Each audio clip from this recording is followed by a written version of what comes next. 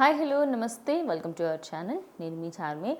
రీసెంట్గా మనకి ఎప్పుడైతే ఎన్నికలు కంప్లీట్ అయిపోయాయో అప్పటి నుంచి ఇప్పటి వరకు అలీ ఎక్కువగా కాంట్రవర్సీస్కి గురవుతున్నాడు అని చెప్పొచ్చు. ఎందుకంటే పవన్ కళ్యాణ్తో ప్రతి సినిమాలో యాక్ట్ చేసిన ఆయన పవన్ కళ్యాణ్ జనసేన పార్టీకి సపోర్ట్ చేయకుండా అపోజిషన్ పార్టీ అయినటువంటి వైఎస్ఆర్సీపీకి సపోర్ట్ చేయడంతో పవన్ కళ్యాణ్ ఫ్యాన్స్ అందరూ కూడా అలీ పైన నెగిటివ్గా మారిపోయారు.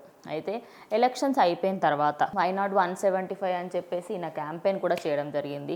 పవన్ కళ్యాణ్కి సపోర్ట్ చేయకుండా అటు వైఎస్ఆర్సీపీకి Ali why not 175 once more Jagan అంటూ నినాదాలు కూడా చేయడం జరిగింది. అయితే ఎప్పుడైతే ఎలక్షన్ రిజల్ట్ బయటకు వచ్చాయో భారీ మెజారిటీతో పవన్ కళ్యాణ్ గెలవడము, 11 సీట్లకే వాళ్ళు ఓడిపోవడము జరిగింది.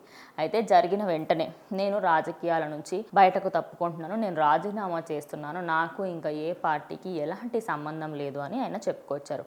అయితే రీసెంట్గా జరిగిన సుమా అడ్డా షోలో ఆయన గెస్ట్గా వెళ్ళారు.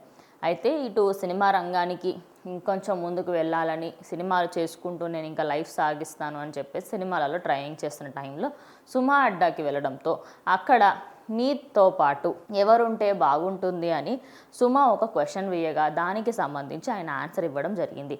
ఆ క్వశ్చన్ ఏంటి అంటే, మీకు ఎవరితో కాంబినేషన్ చాలా మంచిగా అనిపిస్తుంది, మీకు ఎవరితో కాంబినేషన్ అంటే ఇష్టం అని అడిగింది. రవితేజతోనా లేకపోతే పవన్ కళ్యాణ్తోనా అని అడగ్గా ఒక్క సెకండ్ కూడా ఆలోచించకుండా పవన్ కళ్యాణ్ అంటే నాకు చాలా ఇష్టం, మా ఇద్దరి కాంబినేషన్ చాలా బాగుంటుంది అని చెప్పారు. అయితే ఈ మాట విన్న పవన్ కళ్యాణ్ ఫ్యాన్స్ ప్రజెంట్ ఆయనని ట్రోల్ చేస్తూ ఉన్నారు.